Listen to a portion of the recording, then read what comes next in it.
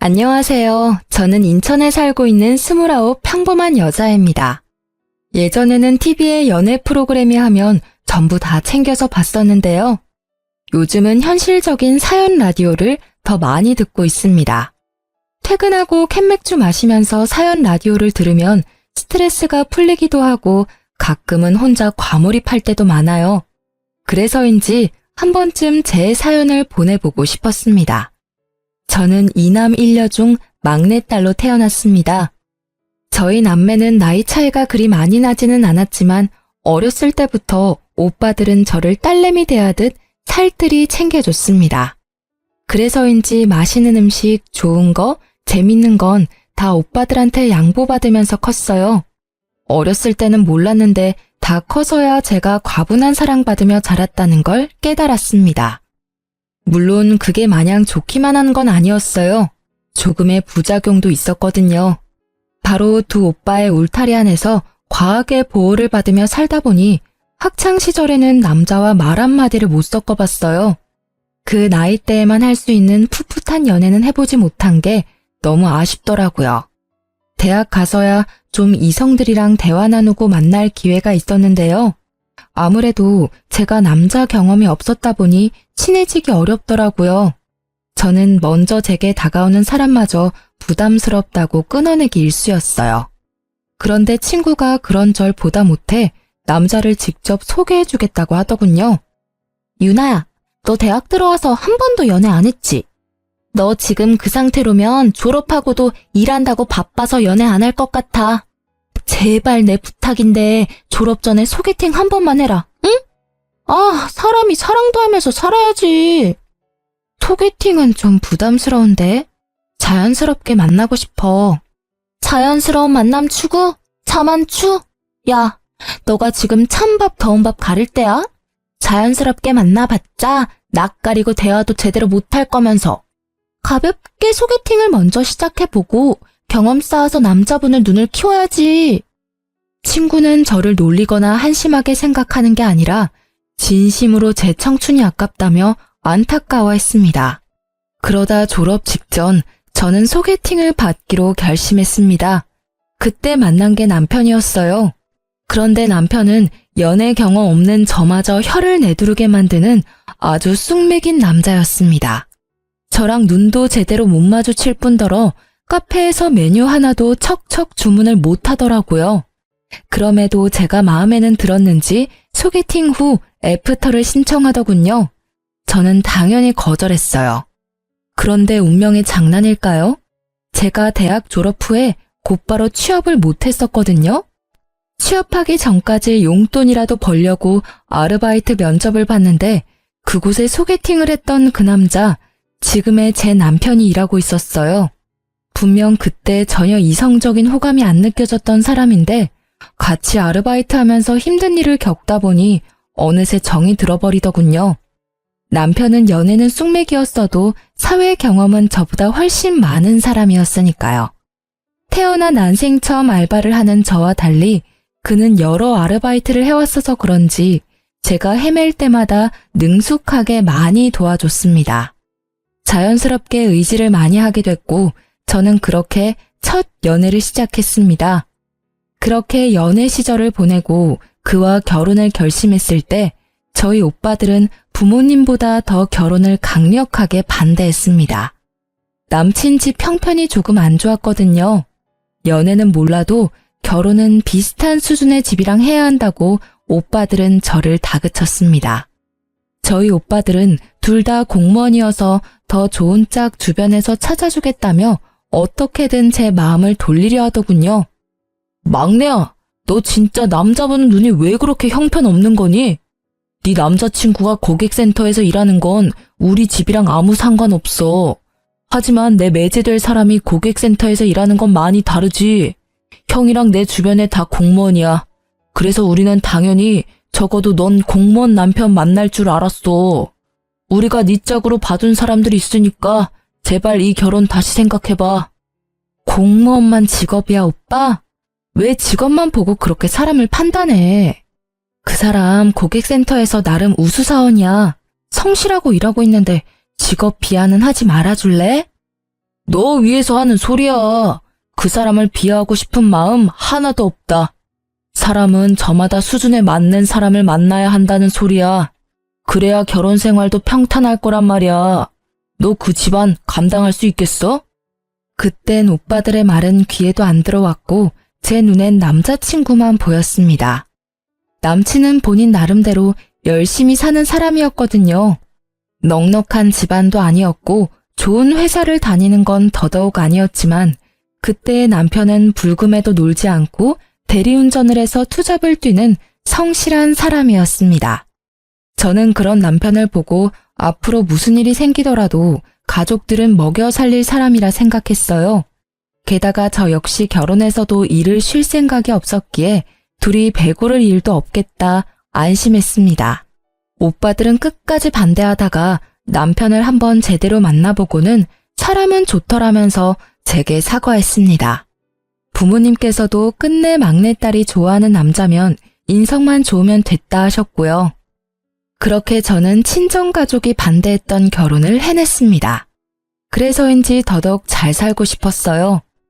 남편은 어렸을 때 시부모님께서 이혼하셔서 시모랑 시누이랑 살았어요. 사람은 착한데 여동생 있는 것 치고 센스가 너무 부족했던 남편은 제가 연애하면서 많이 고쳐놔서 사람으로 만들었어요. 연애 초반에는 뭐 맛있는 거라도 먹으러 가면 저보고 먹어보라는 소리도 없이 허겁지겁 남편이 혼자 다 먹어버려서 벙찐 적도 있었습니다. 그때 화를 안 내고 저는 아무도 안 뺏어 먹는다고 어린아이한테 알려주듯 남편에게 말했어요. 몇 번 그러더니 나중에는 반성하고 식탐 부리는 걸 고치더라고요. 그리고 제 선물을 받기만 하고 한 번도 따로 선물을 안 챙기길래 가끔은 선물 받고 싶다고 솔직하게 말했습니다. 그랬더니 화들짝 놀라더라고요. 자기가 받고만 있는지 정말 인지를 못하고 있었대요. 저는 사랑은 주고받는 거라고 기념일에 소소한 선물이라도 좋으니 준비해달라고 말 그대로 교육을 시켰습니다. 저희 남편은 빙빙 둘러서 말하는 것보다 직설적으로 말하면 긍정적으로 바뀌었거든요. 그렇게 발전하는 모습 보고 당장 내일 그리고 몇 개월, 길게는 몇 년 후에는 남편이 더 괜찮은 남자가 될 사람이라 믿었습니다. 지금 하나하나 돌이켜보니 정말 저는 그 사람을 사랑해서 결혼했던 것 같네요. 그런데 그 사랑도 결국은 결혼 후 시댁 문제로 차갑게 식어버리더군요. 팔은 안으로 굽는다고 남편은 그냥 제 사람이 아니라 여전히 시댁 장남에 불과했습니다.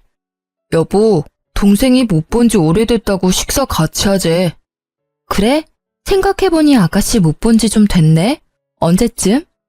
근데 우리 결혼식 이후로 양가 부모님 모시고 식사했던 적 없었지? 내 동생만 부를 게 아니라 아예 가족들 다 모여서 밥 한 끼 먹는 건 어때? 오, 그거 좋은 생각인데? 저는 놀랍도록 발전한 남편의 센스에 감탄했습니다. 친정 식구들이랑 시댁 식구들 전부 초대해서 식사 대접하고 싶다고 먼저 말을 꺼낼 줄 몰랐거든요. 상견례 그리고 결혼식 이후로 처음 양가 가족이 모이는 자리였죠. 그날 바쁜 큰오빠 빼고 작은 오빠만 와서 같이 식사를 했습니다. 그런데 남편이 식당을 예약하겠다 해서 맡겼는데 상견례를 할 법한 고급 한정식 집을 예약했더라고요. 가격대가 비싸서 저는 조금 놀랐습니다. 겉으로 티는 안 냈지만 남편에게 속삭였죠. 여보야, 오늘 무슨 날이에요? 인당 7만 원이야. 오늘 중요한 날이거든. 남편은 의미심장한 웃음을 짓고 저는 뭐 남편이 좋은 소식이라도 저 몰래 알리는 자리인가 싶었어요. 친정 부모님께서도 분위기가 분위기다 보니 혹시나 제게 임신했냐고 물어보셨어요. 아니라고 말씀드리고 기왕 간 거 맛있게 먹었습니다.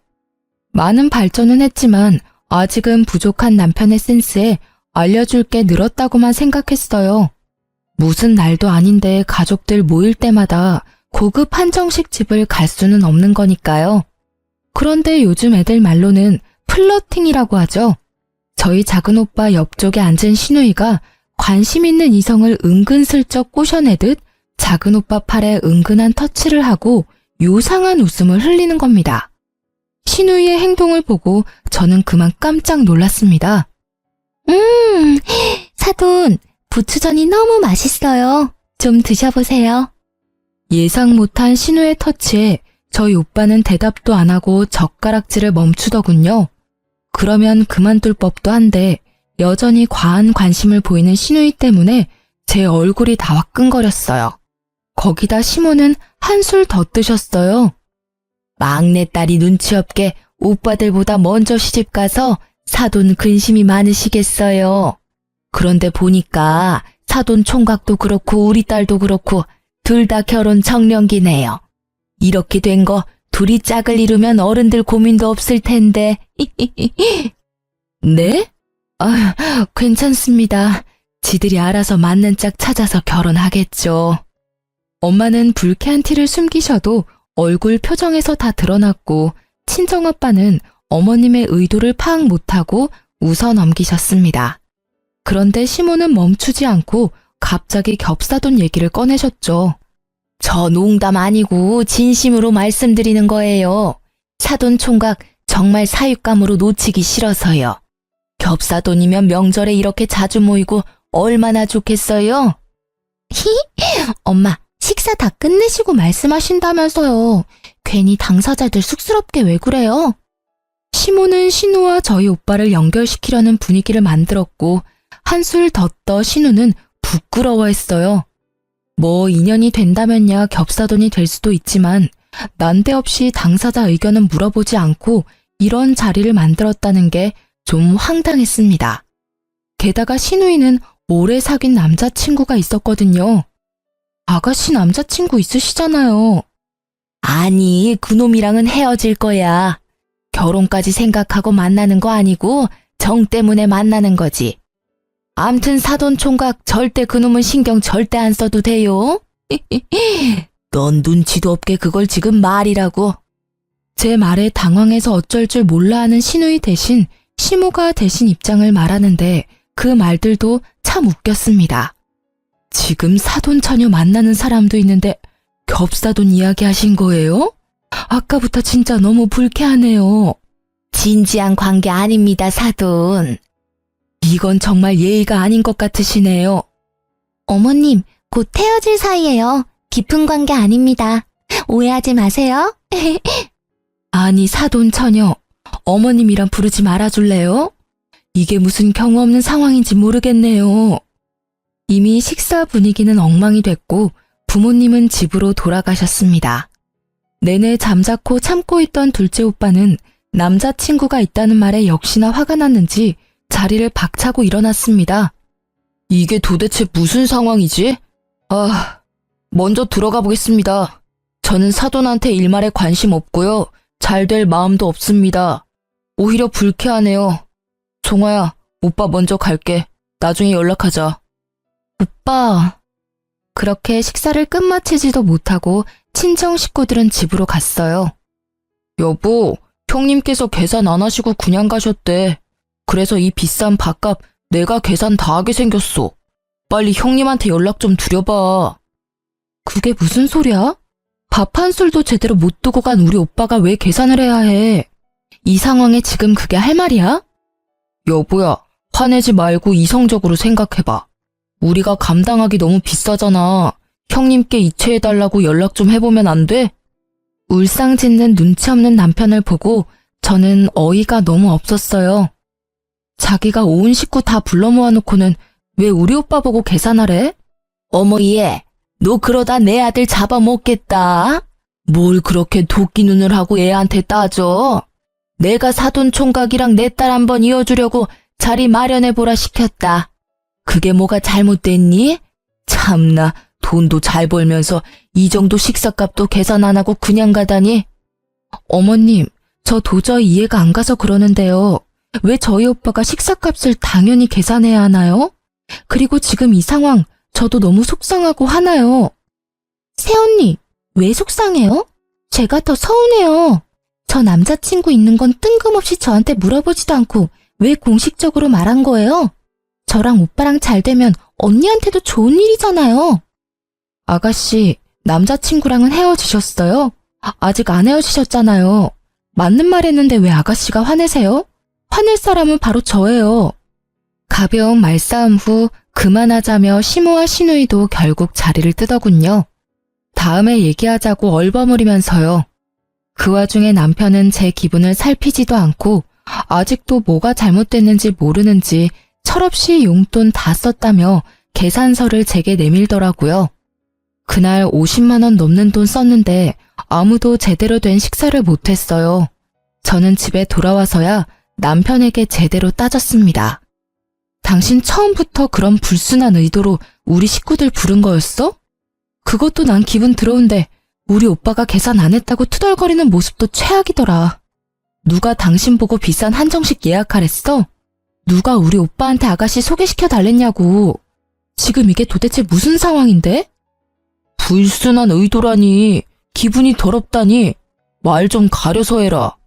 그리고 소리 지르지 말고 이야기해, 차분히 얘기하란 말이야.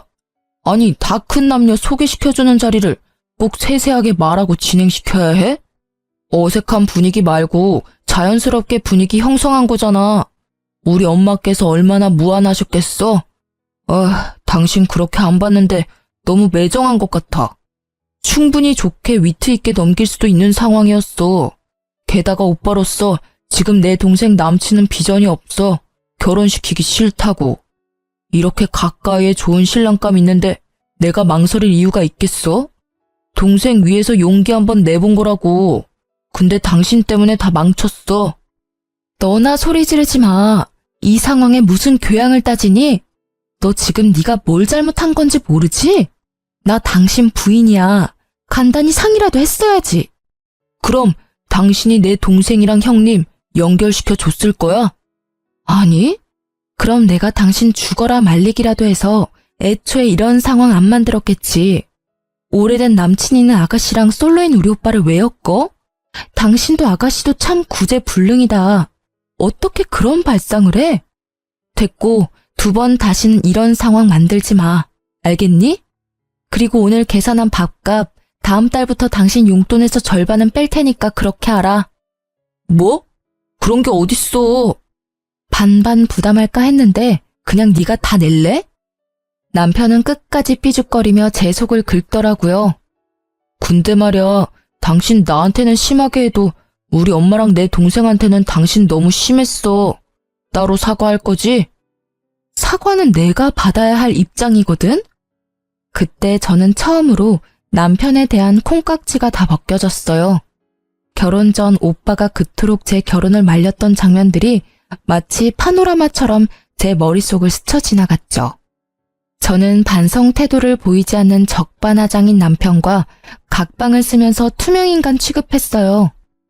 남편은 며칠 지나자 결국 싹싹 빌더라고요. 잠시 정신이 어떻게 됐다나 뭐라나 제가 사과를 안 받아주자 남편은 그날 계산했던 밥값을 시누이랑 반반 부담해서 제게 입금했더라고요. 그래서 마지못해 사과를 받아줬습니다. 이미 그 한 번의 일로 남편에게 정이 떨어질 대로 떨어졌지만요. 그렇게 저는 정 떨어진 채로 결혼 생활을 겨우 이어나갔습니다. 머릿속으로는 이혼 생각도 좀 했던 것 같습니다. 게다가 그 사건 이후로 남편의 행동과 말투가 묘하게 결혼 전이랑 아주 딴판으로 변하더군요. 그러다 결국 지금까지 남편이 제 앞에서 보여줬던 좋은 모습들은 전부 일시적인 변화에 불과했다는 걸 깨달았어요. 시댁 식구들이 본격적으로 제 남편을 쥐고 흔들었거든요. 남편은 꼭 시모와 시누이의 말에 움직이는 꼭두각시 인형 같았어요. 아직 결혼 안 한 분들이 제 사연을 우연히 듣는다면 제발 결혼할 사람 그 한 명만 보지 마시고 그의 배경도 잘 보고 결혼 상대로 아닌 사람은 초반에 잘 걸렀으면 좋겠습니다. 저는 어리석게도 사서 고생을 했지만요. 얼마 안 가 시누이는 자신의 오래된 남자친구와 초스피드로 결혼식을 올렸습니다. 저도 속에 앙금은 남아있었지만 그때만큼은 잘된 일이라 진심으로 축복해줬습니다. 하지만 나중에 집에 날아온 우편물을 보고 그 진심도 싹 사라지더군요. 저희 부부가 쓰는 거래 은행도 아니고 저축은행 우편물이 제 남편 이름으로 와 있길래 저는 아무 생각 없이 열어서 내용을 확인했습니다. 남편은 저 몰래 신용대출을 3천만 원이나 받았더라고요. 혹시 남편이 나 몰래 무슨 사고라도 친 걸까 싶어 너무 놀라 손이 바들바들 떨리더라고요. 여보, 이거 뭐야? 아니, 당신이 3천만 원 신용대출 받을 일이 뭐가 있어? 아이씨, 뭐야. 왜 남의 우편물을 함부로 열어? 여기 본인 외 개봉 금지. 안 보여? 아무리 우리가 결혼을 했어도 선은 넘지 말자, 어? 정말 웃기지 않나요? 남편 놈은 그 상황에서도 프라이버시가 어쩌고 저쩌고 한참 제게 큰 소리를 치더라고요. 야, 뭐? 너야말로 선 넘지 마. 아니, 넘었네 이미. 우리가 벌면 얼마나 번다고 이자율 높은 저축은행에 3천이나 빌리니? 그거 이자랑 원금 어떻게 갚을 거야? 결혼했으면 대출도 의논하고 받아야 하는 거 아니야? 1금융도 아니고 이렇게 큰 돈을 저축은행에 빌린 이유가 뭔데? 어? 너 나 몰래 도박하니? 아님 주식? 코인? 무슨 소리야. 난 떳떳해. 그딴 거 안 한다고. 아니, 자기도 형님들이 막내 여동생 결혼한다고 우리 신혼집 해주셨잖아. 형님들은 당신한테 집 해주셨는데 나도 오빠니까 내 하나뿐인 동생 결혼한다는데 뭐라도 해줘야지. 혼수하라고 3천만 원 그대로 다 줬어. 뭐? 그걸 지금 말이라고 하는 거야? 우리 오빠들은 본인들이 번 돈을 차곡차곡 모아서 나 축하해준 거잖아. 이게 그거랑 같아? 너도 네가 모은 돈으로 축하해주던가. 네 수중에 있는 돈 쓰면 내가 말도 안 해. 어떻게 겁도 없이 덜컥 신용대출을 몇 천씩 받아?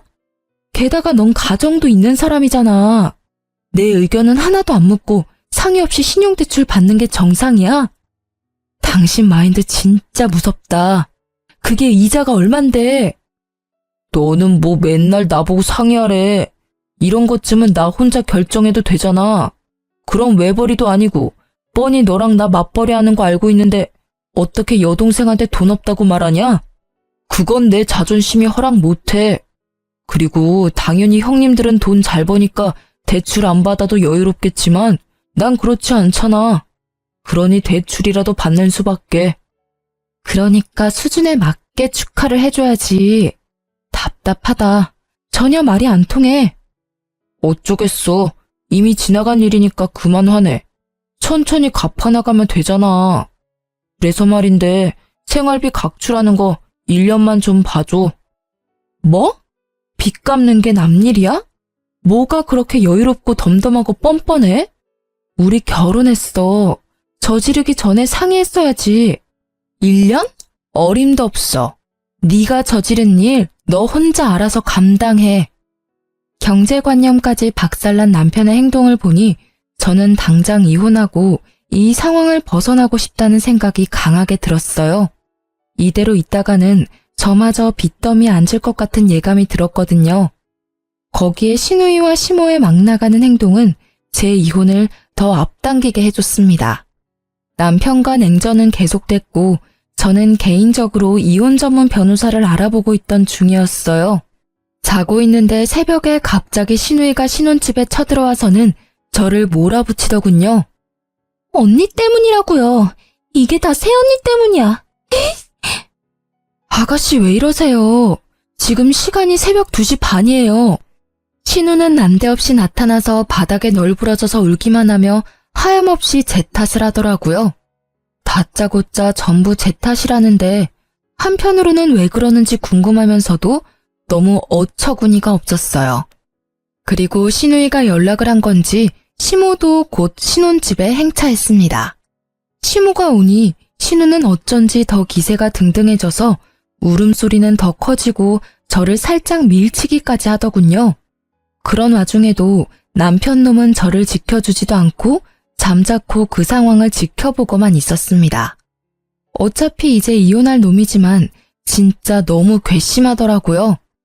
내가 언니 때문에 그날 상진 오빠 놓치고 결국 그 모질이랑 결혼했다가 이 꼴 났잖아요. 그 모질이 놈 바람났어. 내 결혼 어떡할 거야. 신우가 언급한 상진 오빠는 저희 둘째 오빠 이름이에요. 그러니까 신우 말을 정리해보면 저희 오빠랑 결혼했으면 자기는 남친이랑 결혼했을 일은 전혀 없었다고요. 그러니까 신우의 남편이 핀 바람이 갑자기 다 제 탓이 된 거예요. 우는 신우 입에서 제 오빠 이름이 나오자 저는 그동안 참았던 게 한 번에 폭발했습니다. 꼭지가 돈다는 표현이 엄청 이해가 됐어요. 가만히 있는 친정오빠를 자꾸 본인이랑 엮는 신우이를 더 이상 보고만 있을 수 없었죠.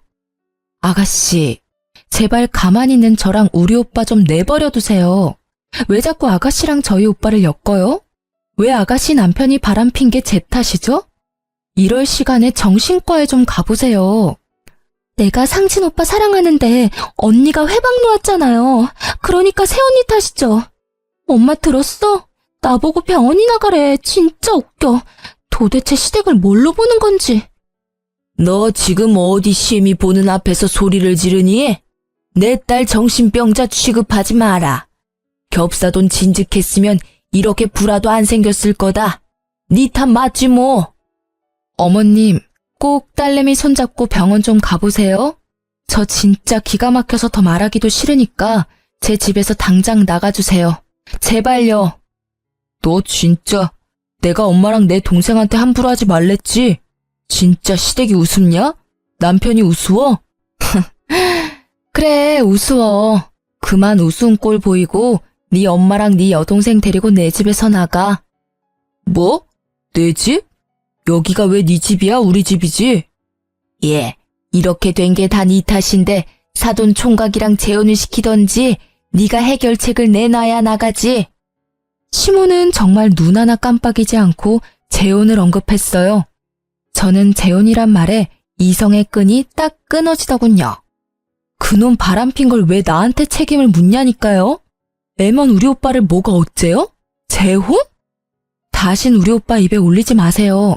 우리 집이 만만해요. 제가 만만해요. 야, 넌 뭘 보고만 있어. 내가 분명히 다 데리고 나가라 했지. 제가 이성을 잃고 남편 놈 멱살 잡고 뒤흔드니 평온해 보였던 시모는 그제야 눈이 뒤집혀서 제 뺨을 내리치려 손을 들더군요.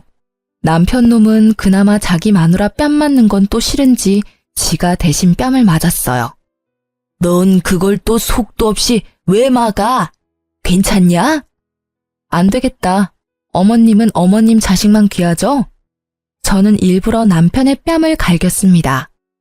시모는 자기 아들이 싸대기 맞았다며 개거품 물고 쓰러지려 하더군요.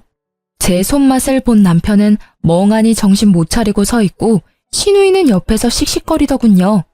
언니, 지금 우리 오빠 뺨 때렸어요? 왜? 너도 맞아야 정신 차릴래? 너도 한 대 맞기 전에 까불지 마. 너 정말 막 나가기로 한 거냐? 어디 내 앞에서? 저 이 사람이랑 이혼할 거예요. 눈에 뵈는 거 없으니까 얼른 나가세요, 당장. 당신 진짜 왜 이래? 잊었어?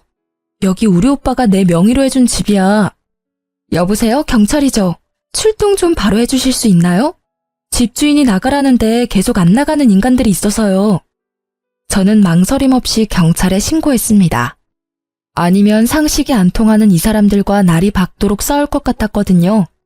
5분 만에 출동한 경찰들이 가족이라도 명의가 제 집이라 나가라면 나가는 게 맞다고 설명하자 시모와 신우는 온몸으로 발악했습니다. 남편에게도 꼴 보기 싫으니 같이 나가라고 했어요. 남편은 저를 아련하게 쳐다보더니 제발 좀 그만하라고 창피하니까 집에 가자며 시모와 신우이에게 소리치더군요. 그만하라는 말을 진작 좀 해주지. 너무 원망스러웠어요. 진작에 중간에서 본인이 중재했다면 얼마나 좋았을까요? 저는 친정오빠들이 해준 집이 오로지 제 명의라 정말이지 다행이라 생각했습니다. 쉽게 이혼해주지 않는다면 이혼 소송하기에도 충분했죠. 저는 그대로 울다가 지쳐 잠들었는데 일어나 보니 친정오빠의 연락이 가득 와 있었습니다. 오빠? 전화를 왜 이렇게 많이 했어? 너 시댁일로 할 말이 있어서 나 점심때 잠깐 들릴게. 알았어. 뭔가 예감이 안 좋았는데 신우이는 정신 못 차리고 친정오빠에게 따로 연락을 했더라고요. 나한테 연락 와서 제발 한 번만 만나자 하는데 소름 끼쳐서 싫다 했어. 아니, 내가 따로 그 여자를 만날 일이 뭐가 있겠어? 저번 식사 자리 때부터 왜 그러는 건지 모르겠네. 대충 이야기 들어보니까 너 매제한테 이혼하자고 했다며? 오빠, 아가씨 일은 내가 대신 미안해. 근데 지금은 내가 다 말할 힘이 없어. 너 괜찮은 건 맞아? 난 괜찮으니까 나중에 말하고 싶을 때 천천히 말해줘. 나 괜찮아. 내가 오빠들 울타리에서 벗어날 거라고 했잖아. 내가 미련하게 반대한 결혼한 건데 이혼도 내가 감당해야지. 내 동생 다 컸네, 진짜. 아무튼 내 신경은 쓰지 마. 이게 뭐 너 잘못도 아니잖아. 근데 그 여자 내 번호는 어떻게 알았지? 남편한테 알려달라고 했을 것 같아. 그 사람 어머님이랑 아가씨 말이면 뭐든 다 할 것처럼 굴더라. 연애 때는 내 말이 우선이었는데 결혼하고 나니까 시댁 입김에 움직이더라고. 나 몰래 아가씨 혼수 보탠다고 신용 대출까지 받았더라. 아, 그놈 진짜. 내가 머리 싸매고 끝까지 반대할걸. 하여튼 이 오빠가 도와줄 일 있으면 말해줘. 큰형이랑 얘기해보고 변호사도 구해줄게. 저는 얼마 안 가 시댁에 가서 이혼하자고 서류를 내밀고 더 이상 저희 오빠에게 연락하지 말라고 단호히 말했습니다.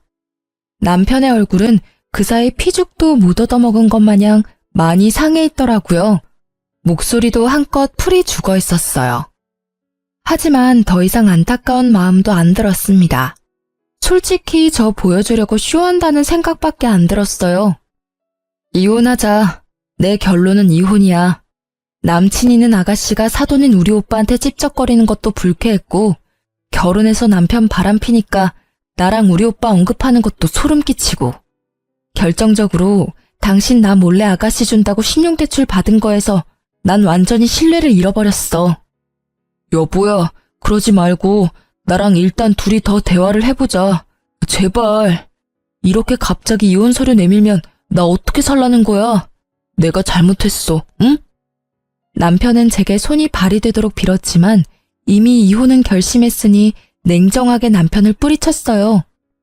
이미 난 이혼할 거라 정했어. 당신이 못 받아들이겠으면 소송으로 가는 거야. 정말 너 너무한다. 겨우 그거 가지고 꼬투리 잡아서 이혼이라니. 말이 되는 일이야, 이게? 아들, 너도 그만 사과해라. 여동생 도와준다고 돈 빌릴 수도 있는 거지. 그리고 사돈끼리 잘 되면 좋은 일인데 뭘 그렇게 열을 내? 너 혹시 우리 집안 무시하냐? 이 계기로 우리 아들 완전히 네 손바닥에 두고 살고 싶다 이거야? 요망하다 정말. 시모의 치맛바람이 또 불기 시작하자 남편은 의외로 시모에게 불같이 화를 냈습니다. 엄마 제발, 제발 좀 그만 좀 하시라고요. 저 이 사람 아직도 사랑해요. 많이 사랑한다고요. 이 사람한테 이제 함부로 말하지 마세요. 이혼할 때 되어서야 제대로 내 편을 들구나. 여보. 미안하지만 너 이제 와서 정신 차린다 해도 소용없어. 그러니까 내 편 들 필요 없어. 소중한 너희 어머니 여동생 편이나 들어. 너는 이제 내 사람 아니거든. 제가 쐐기를 박자 남편은 눈물 콧물 빼며 울더군요. 시누이는 진짜 저희가 이혼할 것 같은지 그제서야 쭈뼛쭈뼛 제게 다가와서 잘못했다고 빌더군요. 새언니, 제가 진짜 잘못했어요. 경솔하게 행동해서 미안해요. 우리 오빠랑 이혼만은 하지 마세요. 네? 저 반성하고 있어요. 시누이가 비는데 저는 그 면전에 대고 이렇게 말했어요. 아가씨, 소름 돋으니까 가짜 눈물 흘리지 말아요. 여기서 울고 싶은 건 나랑 이 사람뿐이에요. 그랬더니 신우는 갑자기 태도가 돌변하더니 이렇게 말하더군요. 언니, 단도직입적으로 얘기할게요. 맞아요. 언니가 오빠랑 이혼해도 난 아무런 상관없어요. 그런데 이대로 집안 대 집안이 껄끄러워지는 건 정말 싫어요. 나중에 새언니가 내 시누이가 될지 모르는데 그럼 곤란하잖아요. 전 그게 걱정돼요. 이제서야 고백하는 건데요. 사실 새언니랑 오빠 상견례 했을 때부터 저 사돈, 아니 상진 오빠한테 첫눈에 반했어요. 그때부터 쭉 좋아했다고요. 진짜 솔직히 말하면 사실 남편이 바람펴서 마냥 싫지는 않았어요. 그렇게 지금이라도 이혼해서 다시 상진 오빠랑 잘해볼 수 있으니까요. 너도 제발 그만해라. 따지고 보면 너 때문에 나 이혼당하게 생겼는데 그런 말이 나와? 오빠는 빠져있어. 이건 여자들끼리 대화니까. 근데 이게? 남편은 신우를 억지로 나가게 하려다가 신우가 땅바닥에 철푸덕 넘어지고 말았죠. 오빠 진짜 왜 이래? 그냥 잠자코 엄마랑 내 말이나 들어. 너 지금 여자 하나 때문에 동생을 밀어? 이놈이? 자기들끼리 헐뜯고 싸우는데 저는 그 틈을 타 녹음이 잘 되고 있는지 확인했어요. 혹시 몰라 시댁 들어올 때부터 휴대폰 녹음 어플을 켜고 있었거든요. 녹음은 아주 잘 되고 있었고 저는 신우의 절절한 고백이 담긴 그 녹음을 그대로 신우 남편에게 보냈습니다. 번호는 없었지만 저와 시댁 식구들이 모여있는 단톡방에는 그분도 계셨거든요. 저는 이만 가볼게요. 아가씨, 잘해봐요. 앞으로 어떻게 될지 정말 궁금하네요. 언니, 지금 나 응원해주는 거예요? 방금 아가씨, 아니, 네가 말한 것들 네 신랑한테 보내놨으니까 너 알아서 잘해보라고. 그게 무슨 말이에요? 가족 톡방 확인해봐요. 그럼 안녕. 이게 뭐야? 미쳤어? 너 돌았지? 이걸 보내면 어쩌자는 거야? 빨리 지워. 지우라고! 녹음을 재생한 신우이는 자기 음성을 확인하고는 깜짝 놀라 제게 달려들더군요. 시모 역시 발악했어요. 저는 서둘러 그 집을 나왔습니다. 사실 둘이서 저를 쫓아오려고 했는데 남편이 온몸으로 그 둘을 막았어요. 여보, 내가 막고 있을게. 빨리 가. 어서 가라고. 아주 그렇게 혼자 꼴값을 떨더군요. 그렇게 저는 오빠가 소개해준 변호사를 통해서 이혼 소송을 진행했습니다. 그 중간에 전 시모는 자기 아들 마음을 못 잡는다고 제발 한 번만 시댁에 와서 얼굴 좀 비춰달라고 빌더라고요. 얘야, 마음 상했다면 정말 미안하다. 우리가 배운 게 없고 가진 게 없다 보니 너무 너에게 바라기만 한 것 같아. 이제 다시는 너네 관계에 안 끼어들 테니 내 아들만이라도 한 번만 봐주면 안 되겠니? 용서는 못해도 잠깐 와서 얼굴이라도 좀 비춰줘. 저렇게 아무것도 안 하고 페인처럼 지내는데 내 마음이 썩어 문드러져. 그래도 한때 네가 사랑했던 내 아들 저대로 인생 망가졌으면 좋겠어. 너 그럼 그 죄책감 쉽게 지워질 것 같아? 평생 갈 거야. 그랬으면 좋겠어? 아줌마, 제발 저한테 가스라이팅 하지 마세요. 죄책감은 제 인생 망친 당신들이 가져야 하는 거 아닌가요? 그리고 아들 인생 망친 게 누군지 모르시겠어요? 모르시면 잘 생각 좀 해보세요. 그리고 딸 교육도 좀 제발 부탁드립니다. 주제에 저희 오빠 옆자리 노리는 게 너무 웃기거든요. 뭐가 어쩌고 저째? 소송도 제게 좋은 쪽으로 마무리가 되어가고 있어서 저는 대인배의 마음으로 전 남편에게 눈 딱 감고 전화를 했습니다. 너 그렇게 살다가 평생 그 굴레에서 못 벗어나. 엄마랑 동생한테 휘둘리지 말고 신용대출 같은 거 다신 받지 말고. 네 인생 살려고 노력해. 나도 내 인생 살 테니까. 그나마 예정을 생각해서 일침 아닌 일침 날렸습니다. 그러자 전 남편이 전화기에 대고 통곡을 하는데 저는 듣기 싫어서 바로 끊어버렸네요. 그리고 전 시누이는 친정오빠한테 여전히 일방적으로 연락하고 있었나 봐요. 번호를 바꾸면 괜찮을 텐데 오빠는 오래 쓰던 자기 번호를 바꾸고 싶지 않아 했거든요. 차단을 해도 매번 새 번호로 연락이 와서 오빠는 최대한 자존심 상하게 한마디 했대요. 충격 요법을 쓰면 좀 나가 떨어질까 싶어서요. 오빠가 뭐라고 했냐면요. 저기요, 거울은 봐요? 스스로 주제 파악이 안 돼요? 얼굴이 예쁜 것도 아니야. 뭐 직업은 말해봐야 입 아프고. 아니, 그쪽 뭐 제대로 된 게 있어요? 애초에 사회에서 만났으면 말도 안 섞었을 거예요. 소중한 내 여동생의 가족이 될 사람들이니 그나마 상대해줬다고요. 이제 정신 차리세요, 이혼녀 아줌마. 뭐라고요? 이혼녀 아줌마? 그럼 당신 동생도 똑같거든요? 어떻게 그런 말을 해요? 그리고 나 어디 가서 예쁘다는 소리 듣거든요? 야, 내 동생이랑 어디 감히 비교해. 너보다 집안 빵빵하고 직업 안정적이고 네 오빠보다 든든한 오빠가 둘이나 있거든? 걱정 말고 넌 네 인생 살아. 한 번만 더 연락하면 스토킹으로 신고할 테니까 그렇게 알고. 전 시누이는 일말의 자존심은 남아있는지 그 뒤로는 연락이 안 왔다고 합니다. 나중에 알게 된 사실인데 신우 남편은 외도한 것도 아니었어요. 오로지 그것도 신우 본인의 감과 추측이었다고 합니다. 그 정도면 진짜 정신병원 가서 진료를 받아야 하는 것 아닌가요? 신우는 저희 오빠도 가능성이 없어지자 뒤늦게 자기 남편한테 매달려봤지만 제가 보낸 녹음 덕에 이혼당했더라고요. 저도 지 때문에 이혼했는데 자업자득이라 생각했습니다. 덕분에 살았다며 전 시누이 남편은 제게 고맙다고 인사까지 하더라고요. 서로 동병상련이었죠. 그런 집안이랑 엮여서 액땜 제대로 했다고 이야기를 나눴었네요. 결혼 전 연애 때까지는 정말 뜨겁게 전 남편과 사랑했기에 이혼하면서도 저도 많이 씁쓸하기는 했습니다. 좋게 헤어진 게 아니니까요. 그만큼 저도 상처가 컸고 많이 아팠으니 저는 저대로, 전 남편은 전 남편대로 각자 알아서 이 고통을 이겨내야겠죠. 사랑만 가지고 결혼하는 건 정말 모험 같아요. 주변에서 말리는 결혼에는 다 이유가 있다라는 걸 비싼 값 주고 저는 경험했습니다. 다른 분들은 그러질 않길 바래요.